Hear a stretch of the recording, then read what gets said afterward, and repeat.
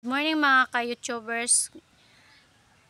Ngayon, alam ko na kung ano ba talaga yung Speedman. Hindi po siya legit, scam po siya.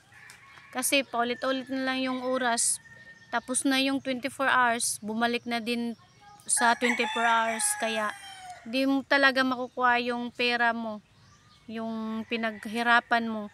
Kaya, mga ka-YouTubers, wag na po kayong maniwala sa mga apps na yan kasi sila totoo sa kanila dahil binabayaran sila. Ikita, logi tayo, kawawa tayo, nag-spend pa tayo, manood pa tayo ng mga ads lagi sa kanila. Tapos yun lang pala ang mapapala natin. Kaya wag na yan. Mas mabuti pang mag-YouTube na lang tayo at saka mag-Facebook. Thank you mga ka-YouTubers. Pa-subscribe po sa mga taong mabubuti ang loob. Thank you.